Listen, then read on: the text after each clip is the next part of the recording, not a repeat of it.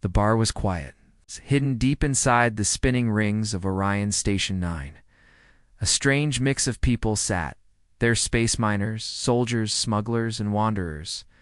Smoke floated in the air, and soft alien music played from a corner speaker at one dark table near the back. Captain Aurelia Voss sat alone. She wore a black leather coat, old and scratched from too many battles.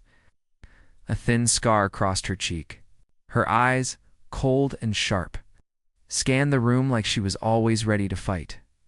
A group of soldiers sat a few tables away, laughing loudly. One of them, Commander Jace Blake, leaned back in his chair. He was tall, clean-shaven, and young but with too much pride in his smile. "She calls herself the Reaper of Nivik 6, he said, chuckling. "I bet she never even saw real combat," his friend smirked. "Yeah, just another kill story queen trying to sound tough." Aurelia heard them. She didn't react. Instead, she stood up slowly, walked over to their table, and dropped something small in front of Blake. A dirty old thumb drive. Blake looked at it, then looked up at her. "It's this." "It's not a story," Aurelia said, her voice calm and deep. "Just truth. You laugh at my kills. But this," she tapped the drive, "will wipe that smirk off your face." Blake raised an eyebrow. "What's on it?" She didn't answer. She just turned and walked away, back to her table. The other soldiers laughed. "She's trying too hard," one said. But Blake was curious now. He took out his datapad, plugged in the thumb drive, and waited. Only one file appeared, a video. No title. Just a timestamp. Date. 3 years in the future. That was strange. The system even blinked a warning. ERROR. Timestamp not valid. File exists from future. Blake hesitated, then hit play. The screen showed a dark hallway. Metal walls. Blood. Screams. A soldier ran across the camera view. His face was full of fear. Blake leaned in closer. Suddenly, the screen showed his own face. Holder, bloodied, shaking. He was screaming at someone off camera. "Aurelia, help me! This mission, this planet, it's alive. They lied to us." The static cut the rest. The room fell silent. Blake's hand trembled slightly. He looked around the bar. The music seemed far away now. He replayed the video. It was real. No edits. No fake tricks. His smile was gone. "Who made this?" he asked, but his voice was low now, almost afraid. Aurelia came back, picked up the thumb drive, pocketed it. "You wanted the truth," she said. "Now you have it." He stood up. "This is a joke, right?" She looked him dead in the eye. "Do I look like I joke?" He didn't answer. Before walking out, she leaned close and whispered, 3 days from now, Earth Command will send you on a mission. You'll land on a planet marked Red Zone. You'll think it's a test." She paused, but it's not. It's a trap. Blake watched her leave the bar, boots echoing on the metal floor. His friends asked, "What was that about?" But he didn't answer. He sat down again, opened the video one more time, and froze. This time was a new detail, something he didn't notice before, just before the camera went black. The older version of him looked straight at the screen and whispered, "If you're watching this, you're already too late." His datapad shut off by itself, and then all the lights in the bar flickered. Commander Blake didn't sleep that night. The thumb drive sat on his desk, silent, but heavy, like it was watching him. He replayed the video again and again. Same screams, same fear, same message from his future self. "Aurelia, they lied to us. This planet is alive." He took the thumb drive to the station AI lab. "Run a scan," he told the machine. The AI's voice was cold and clear. One file found, video. Timestamp, 3 years from present. Origin, unknown. Technology, human. Status, real, not modified. Timeline fracture, possible? Blake stared at the screen. "Wait, ... Are you saying this is real footage? From the future?" "Correct." Blake's throat went dry. He looked around the lab. Everything seemed normal, but his heart was racing. He needed answers. Blake went to Earth Command's sector room. where classified missions were listed. He searched upcoming assignments, and there it was. Mission 74ZK. Location: Planet Aurelia 9. Class: Red Zone. Launch date: 3 days, exactly what Aurelia warned him about. He opened the planet file. The screen flashed red. Warning: Red Zone. Unknown. Threats: Note scans returned. Proceed at own risk. He remembered her words. You'll think it's a test, but it's a trap. He needed her. Needed answers. Aurelia lived alone in the lower decks of the station. When Blake found her, she was sharpening a knife and listening to old war music. Her small room was filled with weapons, maps, and strange alien bones. I need to talk, Blake said. She didn't look at him. You already did know? I mean, I saw it again. The video. I believe it now. Aurelia finally looked up. Good. That's step 1. What's step 2? He asked. Staying alive long enough to stop it. Metal cube, what's this? A jammer? That planet eats signals. No comms, no drones, no help. If you want to send data back, you'll need that. Blake studied her carefully. You've been there, haven't you? Her face darkened. Yes. What happened? She paused, then spoke slowly. I went with a team of 12. Only I returned. And I brought this. She held up the thumb. Drive. Memories. From people who never came home. Blake looked confused. How is that possible? Aurelia whispered. Because the planet remembers everyone who dies there. It shows them to you. Makes you relive them. Until you lose. Your mind. Blake sat down. He felt cold. I saw myself dying in the video. Aurelia nodded. That wasn't just a message. It was a copy of your memory. Already taken? He looked at her, afraid now. How can it have my memory if I haven't even gone there yet? She said nothing for a moment.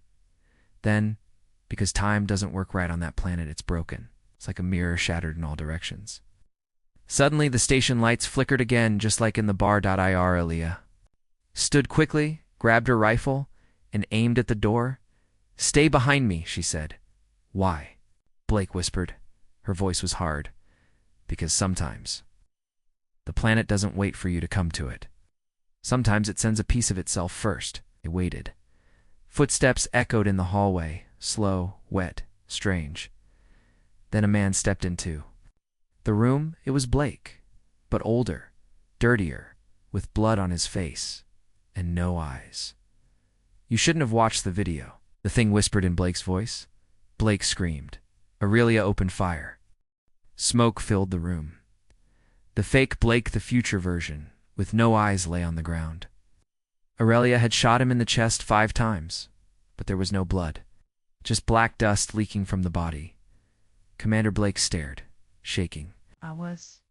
Me no, Aurelia said coldly. That was a memory the planet stole, and now it's sending them early. She reloaded her weapon. We're out of time. We leave now. 12 hours later, Blake, Aurelia, and a new team of 5 soldiers boarded the dropship. Their mission was now off their accord. Only they knew. The AI tried to stop them. Warning. Virelanine is restricted. Red Zone confirmed. High risk of memory. Corruption, time breaks, mental failure. Aurelia overrode the system. Too late. It's already started. As the ship entered orbit around Virelanine, everything changed. The sky was dark red. Lightning cracked with no sound. Strange metal towers rose from the ground like bones, and the whole planet hummed like it was breathing. Scanners down, said the pilot. No signals getting out. It's quiet, too quiet. Aurelia closed her eyes. It remembers we're here. The dropship landed on black rock. The ground was dry, but warm like skin. Everyone stepped out, weapons ready.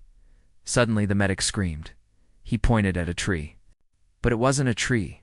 It was a human corpse, hanging by the neck, already decomposing. They rushed over. Blake froze. It was himself. Same uniform, same dog tags. How is this possible? He asked, his voice cracking. Aurelia whispered, because you've already been here. Or A part of you has. They moved forward deeper into the strange forest. Every tree looked like twisted bone.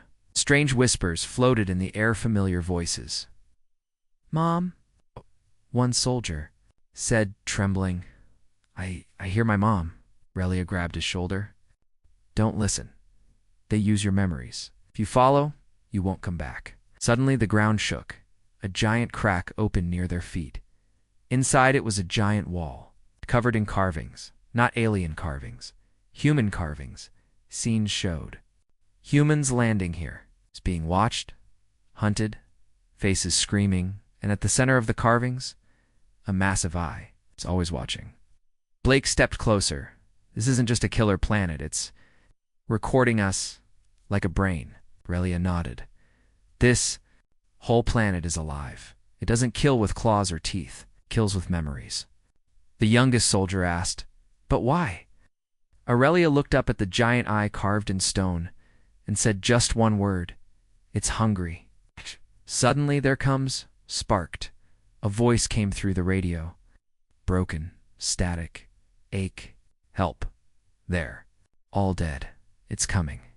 Blake turned white. It was his own voice. Again, he checked his radio. It was off. Everyone looked around. The medic said, "Sir, look." Far in the distance, near the hill.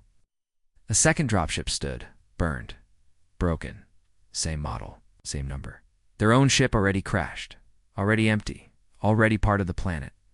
The team stood frozen, staring at the wrecked drop. It looked exactly like theirs. Same scratches, same broken wing, same bloodstains, even though they hadn't crashed. "This can't be real," whispered the pilot. "We just landed." But when Blake stepped closer, he saw something inside the wreck. Body, burned, twisted. But wearing his name tag, Blake Command, fell back, breathing hard. "That's me again, dead again." Aurelia didn't look surprised. This is what it does. You die here over and over. It shows you each time. Until you break. As they moved past the wreckage, the air grew thicker. The medic started crying. I remember this place," he said. "That ridge, that rock." "But you've never been here," said Blake. The medic shook his head. "No, but I've died here." Everyone went quiet. Aurelia raised her gun. "The memories aren't just from us," she said. "They're given to us like viruses. If you believe them, they become real." Suddenly the sky flashed blue, and the youngest soldier, Private Rin, dropped to his knees. His eyes rolled back. Then he started speaking, but the words weren't English. They weren't human. Aurelia ran to him. "Cover your ears. Don't listen." Too late. Private Rin's head snapped forward. Blood leaked from his ears. He whispered, "It's inside. It's inside me now." Then he screamed, grabbed a rock and tore out his own eyes. The others pulled him back, screaming for help.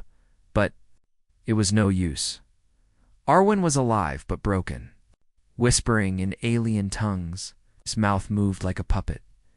Blake backed away. "This is impossible. We're soldiers, not toys." "What the hell are we fighting?" Aurelia looked at Rin's face and spoke softly. "We're fighting a weapon, not a beast, not a god." They moved on, dragging Rin with them. Soon they found an old human bunker, buried under rock. Rusty, abandoned. Inside, there were old markings, blood on walls, scratches on steel. A sentence scratched over and over. "We are copies. They watch. The real us die." Blake turned pale. This means we might not even be real anymore." Aurelia pointed to a corner. There lay 6 skeletons, wearing the same armor as them, same names, same faces. They had all been here before. The radio turned on by itself. Blake's own voice whispered again. "Stop watching, stop remembering, or you'll become another file." And then another voice, deep, not human. "Do not fear. Memory is peace. Memory is forever. Join."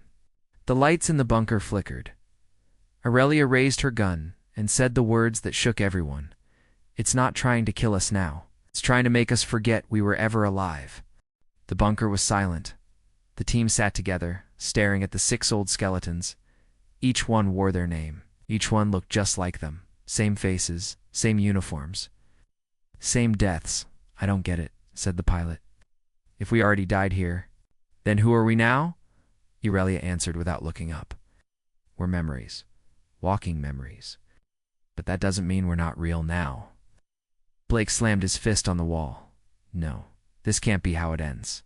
There must be a way out. Aurelia looked at him. There is. But only if we do something humans haven't tried before on this planet, break the loop.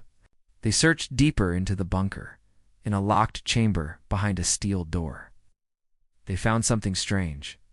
A table, a camera, and a small cube made of metal they'd never seen before. Dark blue. Warm to the touch, pulsing like a heart. What? Is it?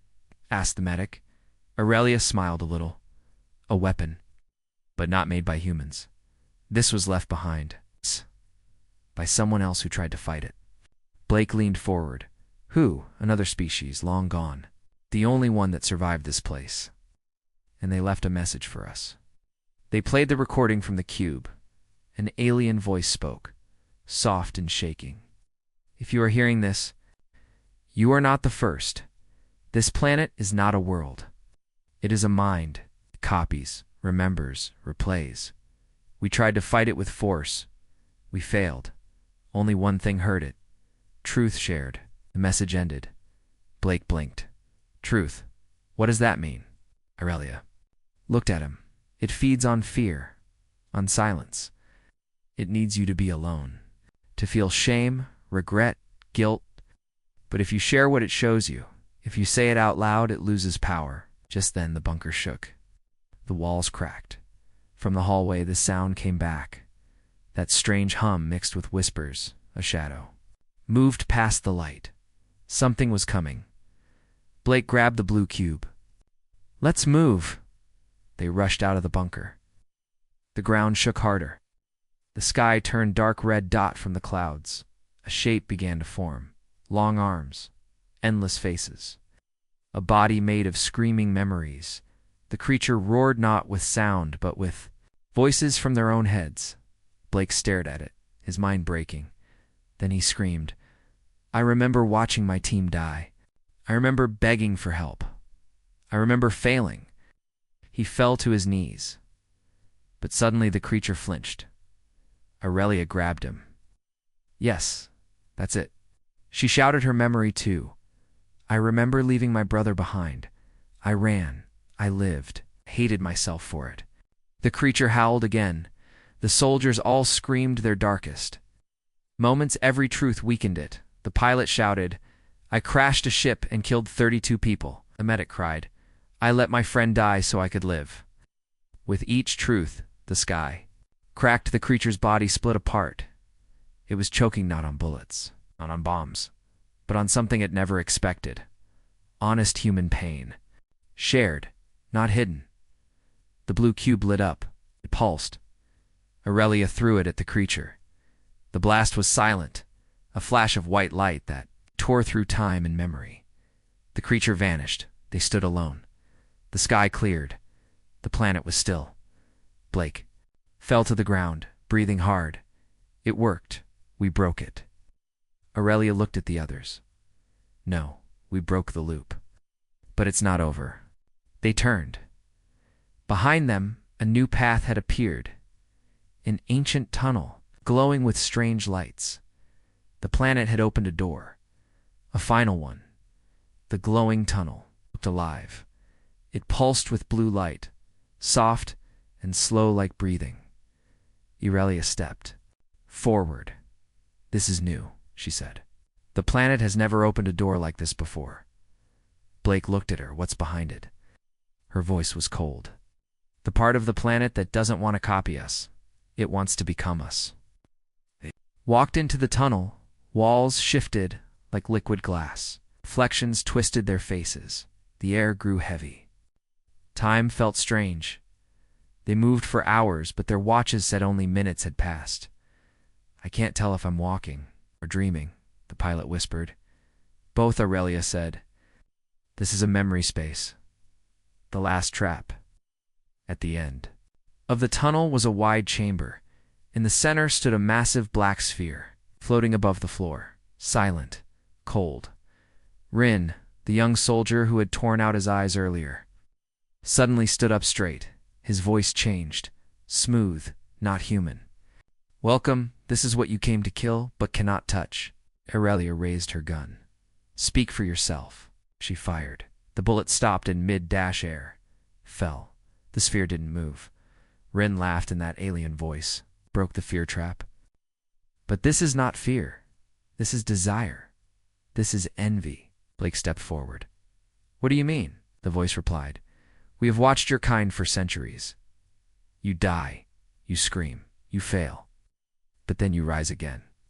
You remember, you tell stories, you fight even when you lose. We don't understand you, so we tried to become you." Suddenly the sphere pulsed.